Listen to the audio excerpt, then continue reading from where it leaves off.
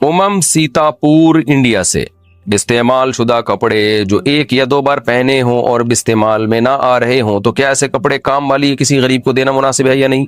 बाज लोग कहते हैं पुराने कपड़े गरीबों में नहीं बांटने चाहिए, रहनुमाई फरमाए। बिल्कुल गलत कहते हैं। हदीस में आता है नया लिबास पहन के पुराना सदका कर देना चाहिए, इसकी हदीस में तरगीब है, तो आप गरीबों को दे दें, सवाब मिलेगा इंशाअल्लाह। फरहीन साहिबा ने कराची से पूछा है, औलाद के कितने लाड उठाने चाहिए? औलाद के कितने लाड उठाने चाहिए? मेरा बेटा नमाज का पाबंद है, कुरान भी पढ़ता है, मगर कंप्यूटर पर गेम खेलता है। 1 लाख का कंप्यूटर मांग रहा है। हमारी इस्तिताअत भी है, अगर दिला दें तो गुनाहगार तो नहीं होंगे। नीज अगर बेटे को महंगा लिबास पसंद आता हो तो खरीदना इसराफ तो नहीं होगा। देखें, कंप्यूटर अगर 1 लाख का आप खरीद सकते हैं, आपकी इस्तिताअत है, तो इसराफ में दाखिल नहीं है। इसराफ का मतलब होता है अपनी अर्निंग से ज्यादा, अपनी चादर से ज्यादा पांव फैलाना, अपनी आमदन से ज्यादा खर्च करना। तो एक गरीब आदमी के लिए 1 लाख ये इसराफ में आएगा, चाहे वो कपड़ा खरीदे या कंप्यूटर खरीदे, और एक अमीर आदमी के लिए 1 लाख इसराफ में दाखिल नहीं है। तो बच्चा अगर महंगा कपड़ा मांगता है और आप में इस्तिताअत है तो दिला दें आप, कोई बुरी बात नहीं है इसमें। लेकिन इसमें एक चीज का ख्याल करें, बच्चे से कहें कि पुराने कपड़ों में से एक को सदका कर दो। वजह उसकी ये कि माल जमा करने की जो हवस है ना, ये बहुत बुरी है। माल खर्च करना इतना बुरा अमल नहीं है, अगर आपको अल्लाह ने गुंजाइश दी है। जमा करना बुरा अमल है। होते क्या है कि बच्चे ना जमा कर रहे होते हैं। जैसे आपने बाज खवातीन को देखा होगा कि वो जैसे उनकी उम्रें हो गई 50 साल, अब कपड़ों से उनकी पेटियां भर चुकी हैं। शादी पे ये जोड़ा मिला था, फिर उसके बाद ये मिला था, फिर उसके बाद ये मिला था। इस्तेमाल में 2-4 ही आ रहे होते हैं और वो कपड़ों पे कपड़ा जमा होता जा रहा है, जमा होते जा रहे हैं, तो पूरे के पूरे जो है ना पेटियां भर गई हैं। ये बहुत बुरा अमल है। तो आप नया जोड़ा खरीदें, पुराने को सदका कर दें। हदीस में भी इसकी तरगीब है। तो अगर अल्लाह ने आपको वसाइल दिए, आप रोज नए कपड़े खरीदें। अगर वसाइल दिए हैं तो आप रोज नए कपड़े खरीदें, पाबंदी नहीं है शरीयत में, रोज आप नई नई चीजें खरीदें। लेकिन पुरानी को फौरन सदका कर दें, उसको किसी ठिकाने लगाएं। जमा ना करें कि इतना स्टॉक आपने जमा कर लिया है, जमा करना बुरा अमल है। तो बच्चे को भी अगर आप में अल्लाह ने बहुत इस्तिताअत दी है तो बच्चे को आप कपड़े दिलाएं। मालदार लोग बच्चों को अपने हिसाब से कपड़े दिलाते भी हैं, पहनाते भी हैं, मयार भी उनका ऊंचा होता है। अगर आप गरीब हैं तो भाई अपना जो आपकी चादर है उस हिसाब से आप चलें। फिर बच्चे को ज्यादा फ्री ना कराएं, आपकी आमदन है नहीं, बच्चा रोजाना नई नई चीजें मांग रहा है, तो ऐसा तो खराब हो जाएगा वो। आप भी कर्जों में जकड़ जाएंगे, फिर और भी खर्चे हैं आपके, उनको भी फोकस करना है। दूसरी बात यह कि यहाँ लड़का और लड़की में भी फर्क करना चाहिए लिबास के मामले में। कंप्यूटर की बात तो मैं आगे कर रहा हूँ, लिबास के मामले में लड़कों में और लड़कियों में फर्क करना चाहिए। लड़कियों को तो लिबास की एक रग़बत होती है, उनको तो नए नए कपड़े पहनने का शौक होता है, ये उनकी नेचर और फितरत का हिस्सा है। हजरत हकीमुल उम्मा मौलाना अशरफ अली थानवी रहमहुल्लाह ने लिखा है कि बच्चों में जो लड़के हैं ना, उनको बचपन से ही बावर कराना चाहिए कि बेटा तुम माशाल्लाह लड़के हो, तुम्हारा काम अल्लाह ने जो तुम्हारे जिम्मे काम लगाए हैं उसमें ये हर वक्त कपड़े और अपने जो है ना वो नोक पलक दुरुस्त करना, ये लड़कियों का काम होता है। तुम तो लड़के हो माशाल्लाह, तुम्हें क्या ये कपड़ों में ज्यादा दिलचस्पी मत लो, उनको ये बावर कराएं। जैसे हमें याद है, हम छोटे बच्चे थे तो जब बच्चियां जो है ना लड़कियां ईद की रात पे मेहंदी लगा रही होती थी तो हम भी जाके बैठ जाते थे कि भाई हमारे भी लगाओ। तो मुझे याद है अपनी मेरी दादी का मलफूज, अल्लाह उनकी मग़फ़िरत फरमाए, वो मैंने भी एक दिन मेहंदी लगवा ली। सब लगवा रही हैं बच्चियां, तो हमने भी जाके, हम भी बच्चे थे, हमने कहा जी हमें भी लगा दो। तो लगाने वालों ने हमारे भी लगा दी। तो हमारी दादी ने देखा तो उनको बहुत गुस्सा आया। उन्होंने मुझे कहा कि देखो बेटा, जो लड़का मेहंदी लगाता है हाथ में या पाँव में, वो तलवार नहीं उठा सकता। यानी मोटिवेट किया जाता था कि भाई तुम्हें अल्लाह ने मर्द बनाया तो मर्दों वाले काम करो। ये जो चीज़ें हैं, ज़्यादा फैशन और ज़्यादा कढ़ाइयाँ और ये सब चीज़ें, ये लड़कियों के काम होते हैं, लड़कों के नहीं होते।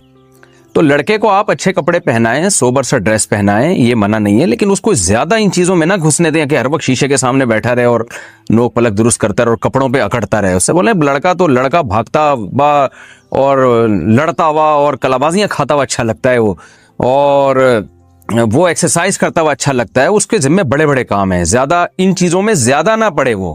यानी एक हद तक तो ठीक है ज्यादा, क्योंकि मैं देख रहा हूँ आज बाज बच्चों को, लड़कों को, कि वो भी लड़कियों वाले फैशन कर रहे हैं। माँ बाप अभी से उनको बिगाड़ रहे हैं, पाउडर लगा रहे हैं, उनके सुर्खी लगा रहे हैं। क्या कर रहे हो तुम? अपने बेटे को क्या मुखन्नस बना रहे हो? क्या कर रहे हो? तो इसलिए ये काम बहरहाल ना करें। बाकी ये कि नया जोड़ा खरीद के देना है, महंगा अगर आप में इस्तिताअत है तो पुराना वाला सदका करवाएं। बाकी रही बात वीडियो गेम की, जो पहले नंबर पे आपने पूछा था, वीडियो गेम बच्चों को کھیلنے دینا جائز ہے، کوئی گناہ نہیں ہے، لیکن اس میں بہتر تو یہی ہے کہ وہ نہ کھیلیں، کیونکہ بچہ جسمانی ایکٹیویٹی کرتا ہے، اس کا ذہن بھی فریش ہوتا ہے، اس کی صحت بھی اچھی ہوتی ہے، بیمار بھی کم ہوتا ہے۔ بچوں کے ہاتھ میں جب آپ ویڈیو گیم پکڑا دیں گے، ان کی گردن کے مسائل، وہ گردن یوں جھکا کے دیکھتے رہتے ہیں موبائل، کمر کے مسائل کھڑے ہو سکتے ہیں ان کے لیے، پھر وہ فزیکل ایکٹیویٹی اس کی نہ ہونے کے برابر ہو جاتی ہے، دماغ پہ الگ اثرات پڑتے ہیں، پھر وہ جو کارٹون یا ویڈیو گیم میں جو اس کو میسج مل رہا ہے، اس سے اس کی جو روحانی تربیت ہے اس پہ بھی فرق آتا ہے۔ تو اس لیے ویڈیو گیم سے بچوں کو دور رکھیں۔ پھر بھی بعض دفعہ یہ خطرہ ہوتا ہے کہ آپ نے بہت زیادہ بچے پہ ویڈیو گیم کے بارے میں سختی کی تو وہ باغی بھی بن سکتا ہے، تو تھوڑا ماحول کا، انوائرمنٹ کا بھی رعایت کرنا اس زمانے میں ضروری ہے، کیونکہ بچے پھر بغاوت پہ آ جاتے ہیں، وہ دیکھتے ہیں سب لوگ کر رہے ہیں، ہمیں ماں باپ منع کر رہے ہیں، اور حرام بھی نہیں ہے ویڈیو گیم یا یہ جو اس طرح کی کمپیوٹر پہ چیزیں جو بشرطے کہ کوئی ناجائز عنصر نہ اس میں، تو حرام بھی نہیں ہے۔ تو پھر آپ بچے کو اگر کمپیوٹر لے کے دے رہے ہیں ویڈیو گیم، تو اس کا ٹائم کا پابند کریں کہ اتنی دیر آپ کو کھیلنے کی اجازت ہے۔ دوسری بات، بچے کو اس کا پابند بنانا ہے آپ نے، یہ بہت سختی کرنی ہے کہ بند کمرے میں بچہ کمپیوٹر کے سامنے کبھی بھی نہیں بیٹھے گا، یہ تو سوال ہی پیدا نہیں ہوتا، یہ تو بچے کو بگاڑنے کا آپ پورا انتظام کر رہے ہیں۔ کتنا ہی نیک بچہ ہو، بند کمرے میں کمپیوٹر پہ کبھی بھی نہیں بیٹھے گا، جہاں بھی بیٹھے گا وہ سب کے سامنے اوپن کمپیوٹر کو یوز کرے گا۔ تو میرا خیال ہے اگر اتنی پابندی آپ کر لیتے ہیں کہ بھائی بند کمرے میں نہیں بیٹھنا آپ نے اور سب کے سامنے یوز ہوگا، پھر بے شک ویڈیو گیم کھیل لے تھوڑی دیر، لیکن اس کو ٹائم کو پابند کریں کہ آپ نے اتنی دیر آپ کو کمپیوٹر پہ بیٹھنے کی اجازت ہے، کیونکہ اگر آپ یہ بھی پابندی لگائیں تو اس میں خطرہ ہوتا ہے، بچے پھر باغی ہو جاتے ہیں۔ اور ویسے بھی کمپیوٹر پہ جب بیٹھے گا تو اسے کچھ مفید چیزیں بھی بتائیں کہ بھئی یہ یوٹیوب پہ، فیس بک پہ یہ اچھے کام ہے، یہ غلط کام ہے، تو تھوڑا سا اس میں اویئرنیس پیدا ہوگی، تو وہ آہستہ آہستہ اس کو پازیٹیو یوز اس کا زیادہ ہوگا۔ اگر آپ نے مکمل پابندی لگا دی کہ نہیں کمپیوٹر پہ بیٹھنا ہی نہیں ہے، تو بعض دفعہ یہ ہوتا ہے بچے پھر چھپ کے بیٹھتے ہیں، پھر وہ تمام حدود کو کراس کرتے ہیں، کیونکہ وہ غلط سمجھ کے پھر کمپیوٹر پہ بیٹھتے ہیں۔ تو جب غلط سمجھ کے بیٹھتے ہیں، ان کو پتہ ہے ماں باپ نے پابندی لگائی ہوئی ہے، تو وہ چھپ چھپ کے دیکھیں گے، پھر غلط چیزیں دیکھنے کا عنصر ان میں، خطرہ ان میں زیادہ ہوتا ہے۔ اور اس بات کا بھی خطرہ ہوتا ہے کہ جب اچانک یہ پابندیاں ان سے اٹھیں گی تو وہ غلط چیز میں مبتلا ہو جائیں گے۔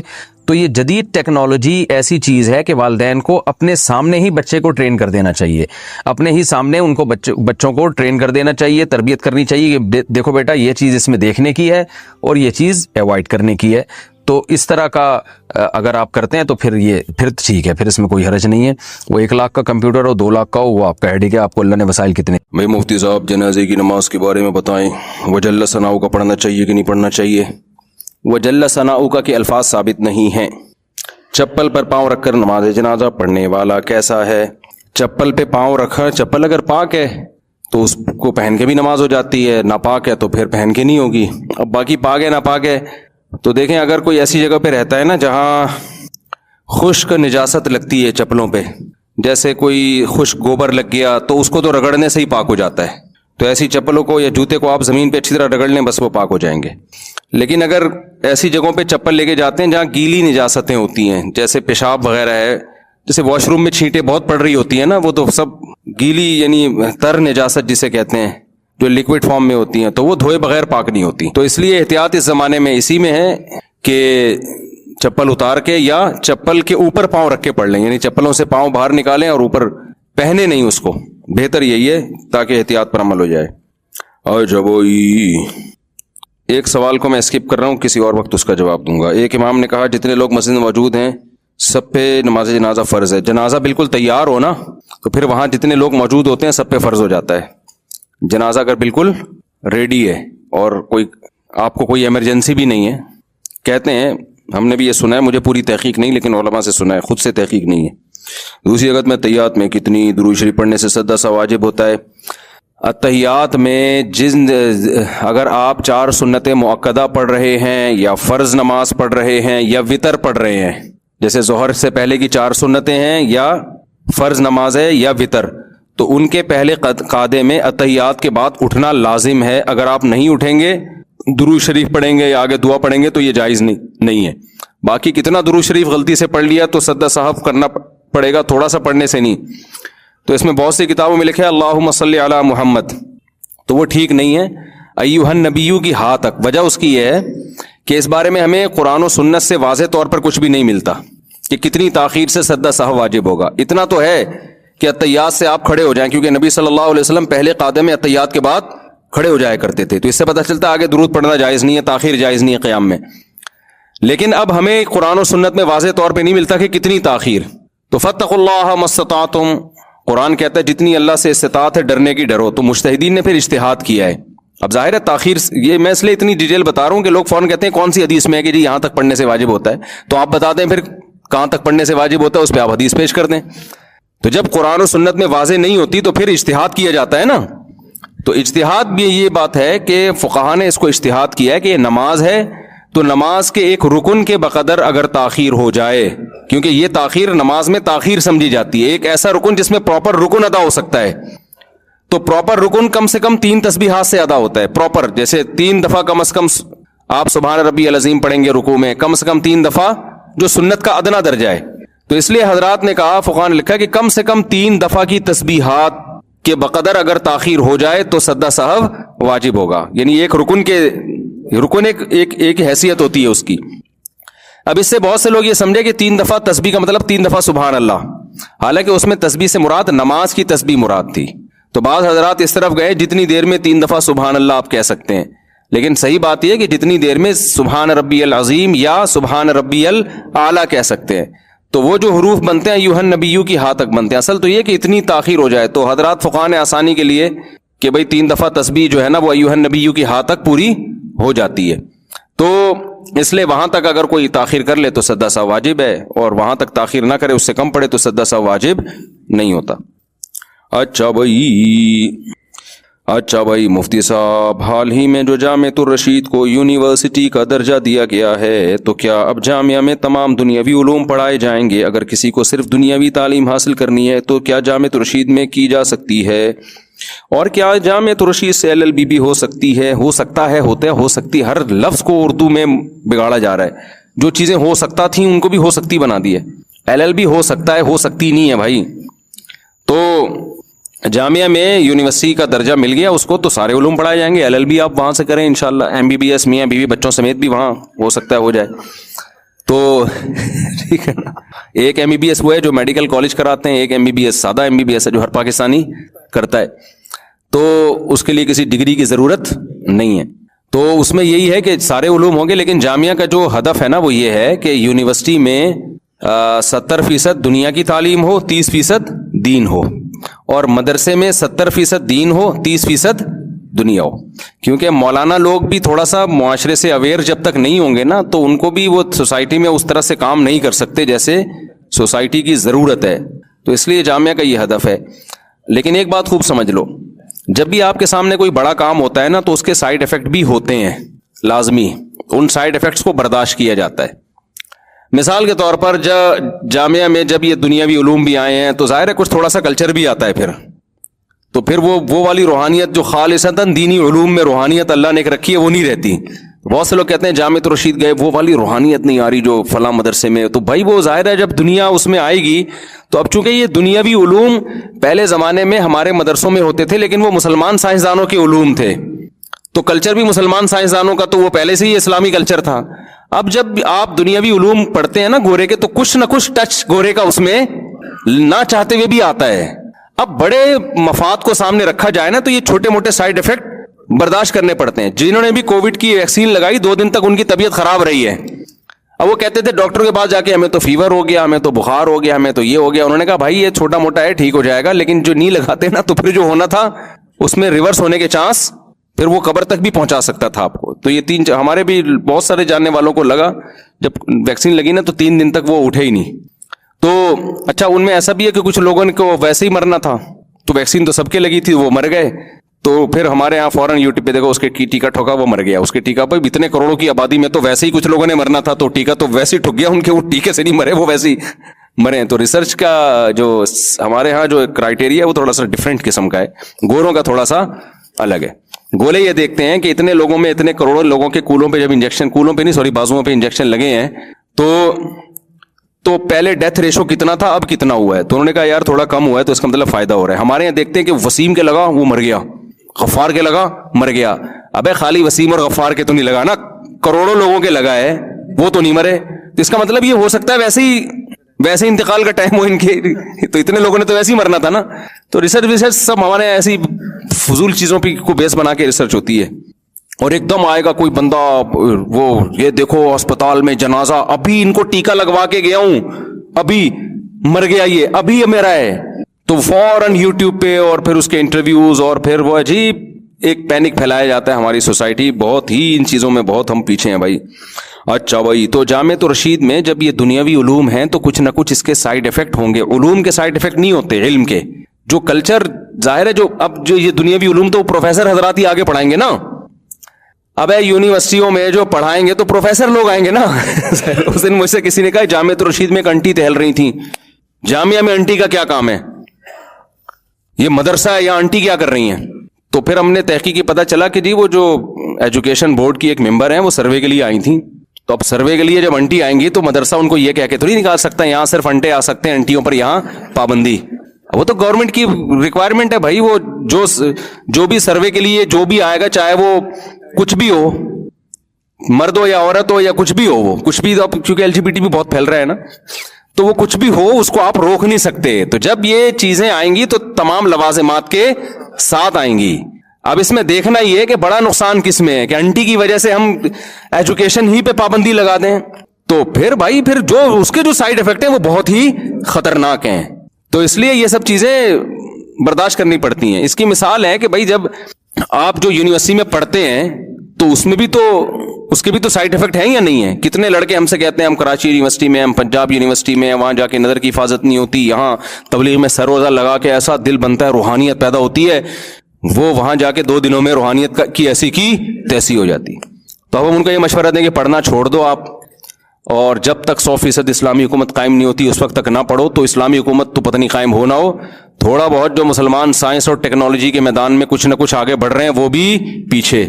تو بالکل ہی جاہل, بالکل ہی نرے کورے کے کورے ہو جائیں گے. صرف اتنا رہ جائے گا کہ نظر کی حفاظت روحانیت کو لے کے بیٹھے ہوئے ہوں گے اپنے کمرے میں, اور تھوڑے دنوں میں جب آپ پر دشمن طاقتیں آپ کو کھائیں گی نا تو وہ روحانیت بھی تیل لینے چلی جائے گی. تو دنیا کے ساتھ جب مقابلہ کرنا پڑتا ہے, بالکل اس کی مثال ہمیں قرآن میں بھی ملتی ہے. جب تبوک کی لڑائی تھی نا تو اس میں کیا تھا کہ بہت سخت فتنہ تھا اس میں, لڑائی میں, یعنی بڑی سخت لڑائی تھی. تو بعض منافقین نے کہا کہ ہم نہیں جا رہے, اور دلیل یہ دی کہ وہاں کی عورتیں بڑی خوبصورت ہیں. وہ تو تھا نا رومی تھے تو انگریزوں کے باپ دادے, تو وہ بڑی خوبصورت عورتیں, تو ہمیں فتنے کا ڈر ہے, ہم جنگ میں جائیں گے ان لڑکیوں پہ نظر پڑے گی, ایکچولی ہم کس میں آ جائیں گے, فتنے میں آ جائیں گے.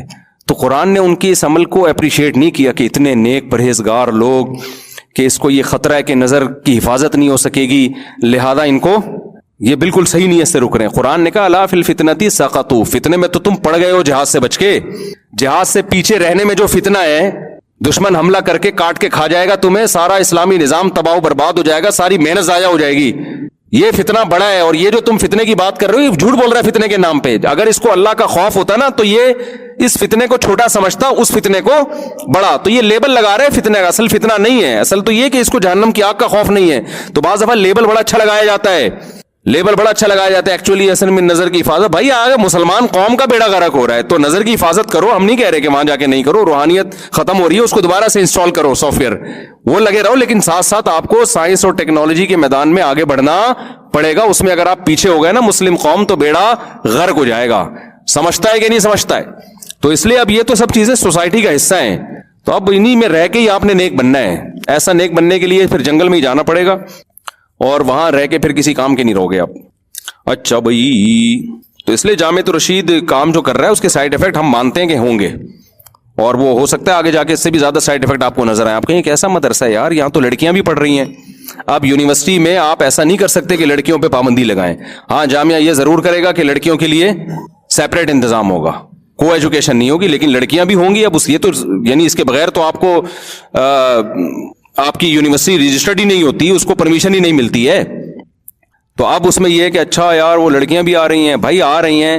اب اس میں یہ ہوگا کہ جو مدرسہ البنات کی لڑکیوں کا ماحول ہوتا ہے وہ والا ماحول وہاں پر نہیں ہوگا, لیکن کوشش کریں گے کہ کم از کم وہ والا بےہودہ ماحول نہ ہو جو دیگر یونیورسٹی میں ہو رہا ہے. تو شر کو جب ختم کرنے کی کوشش کی جاتی ہے نا, تو یا تو آپ کے پاس ریاست ہو, حکومت ہو, پھر تو آپ بالکل جیسے افغانستان میں کر دی انہوں نے تو پوری پابندیاں لگا دی, اس ڈریس میں آئیں گی ورنہ نہیں آئیں گی, ٹھیک ہے نا.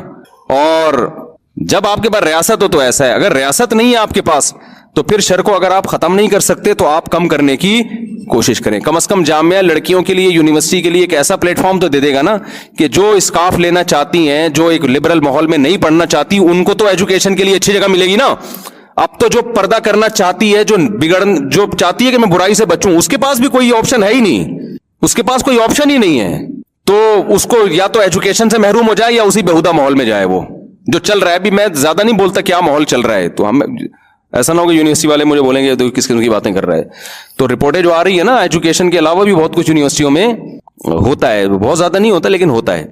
تو بگڑ رہی ہیں لڑکیاں, تو کم از کم جامعہ رشید اتنا تو کر دے گا نا کہ جس نے نہیں بگڑنا وہ یہاں کے پڑھ لے بھائی. تھوڑا سا تمیز کا ڈریس ہوگا, اس میں کچھ پابندیاں لگا دیں گے, کچھ نہیں لگا سکتے. تو یہ اب اس میں بھی ظاہر ہے آپ اس کو جب کمپیئر کریں گے دیگر مدارس سے تو ظاہر ہے وہ والی روحانیت نہیں ہوگی. جو دیگر مدارس میں تو بالکل ایک اسلامی ماحول ہوتا ہے, لیکن جب آپ فیوچر سے آپ مقابلہ کریں گے کہ یار اگر ہم نے اس شر کو ختم کرنا ہے, اب یہ فیوچر میں کوئی ایسی لڑکی جو اسلامی ماحول میں ایجوکیشن حاصل, وہ چاہتی ہے ڈاکٹر بنے لیکن تمیز کے ماحول میں بنے, تو پھر اس کے آپ کے پاس کیا حل ہے؟ اس کے لیے تو پھر یہی حل ہے بھائی, یہ برداشت کرنا پڑے گا. بڑی مصیبت سے بچنے کے لیے ہمیشہ چھوٹی مصیبت کو برداشت کیا جاتا ہے. سمجھتے ہو کہ نہیں سمجھتے؟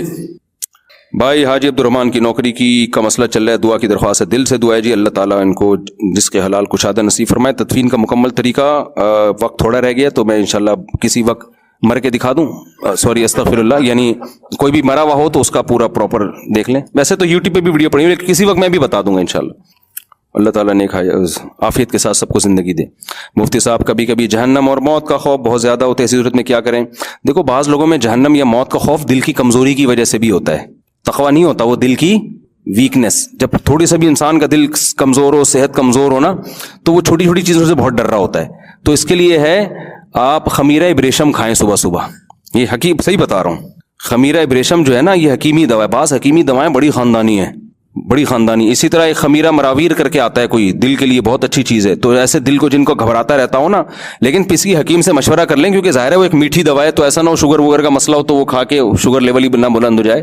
تو کوئی کسی حکیم سے اپنی نبض وبض, کوئی تمیزدار اچھا حکیم ہو, ڈرامے باز نہ ہو, تو اس سے اس کو بتا دیں. تو دل کی حکمت میں بڑی اچھی اچھی دوائیں ہیں, بہت دل کو فرحت ملتا ہے, اس سے فرحت ملتی ہے, سکون ملتا ہے. فرحت تو ملتی ہے نا, ملتا نہیں ہے. میں نے اس پہ اعتراض کیا تھا نا, اردو میں یہ لفظ مؤنث ہے, اس کو مذکر مؤنث بنا دیا, تو جو مؤنث ہے ہم اس کو بعض دفعہ مذکر بنا دیتے ہیں. تو بعض دوائیں ایسی ہیں حکمت میں جن کے کوئی سائیڈ ایفیکٹ بھی نہیں ہے, لیکن بہت زبردست, وہ دل کے لیے, آپ کے اعصاب کے لیے بہت زبردست ہوتی ہیں, اور بالکل آرگینک ہوتی ہیں. اس کے وہ سائیڈ ایفیکٹ نہیں ہوتے جو بعض ایلوپیتھک دواؤں کے ہوتے ہیں. لیکن اس میں یہ ہے کہ کوئی حکیم 2 نمبر نہ ہو اور چیز بھی 1 نمبر ہی دے رہا ہو. تو کمپنی کی چیزیں عام طور پر ٹھیک ہی ہوتی ہیں, کمپنی کی اگر لے لیں تو. خمیرہ ابریشم ہے, اور یہ اس طرح مراویر ٹائپ کی, مجھے پوری اس کا تلفظ بھی نہیں پتا, مراوید ہے, پتہ نہیں مراویر ہے کیا, کیونکہ میں حکیم تو ہوں نہیں. تو وہ دل کے لیے بہت اچھی چیز ہے. تو اگر موت کا خوف کو ضرورت سے زیادہ ہو گیا ہے تو بعض دفعہ دل کی کمزوری سے ہوتا ہے. اور اگر ایسا نہیں ہے, دل آپ کا فٹ فاٹ ہے, صحت آپ کی ماشاءاللہ فٹ فاٹ ہے, تو پھر موت کا خوف مسلط اگر ہو گیا ہے تو اس کو بیلنس کریں. اتنا ہے کہ نیندیں اڑنا شروع ہو گئی ہیں آپ کی, اور گھبرانا اور بے چینی شروع ہو گئی ہے, تو پھر تھوڑا سا امید کی چیزوں کو زیادہ سوچیں. ٹھیک ہے نا, امید کی چیزوں کو زیادہ سوچیں. پھر موت کے تذکرے زیادہ نہ کریں. اسلام ہمیں اتنا موت یاد دلانا چاہتا ہے کہ جس سے ہم گناہ چھوڑ دیں. اتنا نہیں ہمیں دلانا چاہتا کہ ہماری جو روزمرہ کی زندگی متاثر ہونا شروع ہو جائے, کسی کام کے ہی نہ رہیں. اسلام کارآمد بنانا چاہتا ہے نا, اتنا موت کو مسلط کر لیا کہ کسی کام کا ہی نہیں رہا. ٹھیک ہے نا, تو فائدہ نہیں ہے. اتنا موت کو مسلط کرو کہ گناہ چھوٹ جائیں آپ سے, بس اس سے زیادہ نہیں, اس سے زیادہ نہیں. گناہ چھوٹ جائیں دنیا سے. وہ جو محبت حد سے زیادہ بڑھی ہوئی ہے نا, اس کو مسافر خانہ ہی نہیں سمجھ رہے, وہ ختم ہو جائے. اس سے زیادہ اگر آگے جا رہے ہیں تو پھر تذکرے چھوڑ دیں موت کے. ایک صاحب میرے پاس آئے, وہ اتنا زیادہ موت کی, وہ کیونکہ ویڈیوز آئی نا, مردوں کو دیکھا انہوں نے, فلاں مر گیا فلاں مر گیا, تو دماغ خراب ہو گیا بھائی, ہر وقت میں نہ مر جاؤں, بار بار. میں نے کہا تو نہیں مرے گا, مجھے لگ رہا ہے تو نہیں مرے گا اتنے آرام سے, انشاءاللہ نہیں مرے گا. ویسے مذاق کے علاوہ میں نے کہا بھائی انشاءاللہ آپ نہیں مرنے والے. تو ان کو بتایا جائے آپ کیوں مریں گے بھائی. تو ویسے تو حالانکہ اصول یہ ہے کہ کراچی میں کسی کا کوئی سچ نہیں بولا, میں نے جھوٹ بولا. سچی بات تو یہ بھائی, یہاں ڈاکوؤں کا راج ہے, کوئی کسی بھی ٹائم پہ مر سکتا ہے. لیکن میں اگر یہ بات کرتا تو وہ اور ٹینشن سے مر جاتے. تو ایسے موقع پہ امید ہی کی بات کی جائے کہ انشاءاللہ نہیں مریں گے. یہ جو ڈراموں میں نکاح ہوتے ہیں وہ جائز ہیں یا نہیں ہے؟ بھائی ڈراموں میں جو نکاح ہوتے ہیں نا, اس میں اختلاف ہے علماء کا, طلاق میں بھی اور نکاح میں بھی. بعض علماء کہتے ہیں کہ بھئی ہو جاتے ہیں, کیونکہ حدیث میں آتا ہے 3 چیزیں ایسی ہیں جن میں حقیقت بھی حقیقت, مذاق بھی حقیقت ہے طلاق نکاح. تو اگر کوئی ڈرامے میں اپنی بیوی کو کہتا ہے طلاق طلاق طلاق تو 3 طلاقیں ہو جائیں گی. لیکن بعض علماء کا موقف یہ ہے کہ یہ ہزل نہیں ہے, یہ حکایت ہے. حکایت کا مطلب ایک اسکرپٹ ہے, ایک کہانی ہے جو پڑھ کے سنائی جا رہی ہے, لیکن سنانے کا انداز کیا ہے, ایکٹنگ کر کے سنائی جا رہی ہے. اس کی مثال ہے جیسے کسی نے مجھے کہانی لکھ کے دی کہ ایک دفعہ زید جا رہا تھا اور زید کے اپنی بیوی سے لڑائی ہوئی. کہانی ہے نا, میں پڑھ کے سنا رہا ہوں.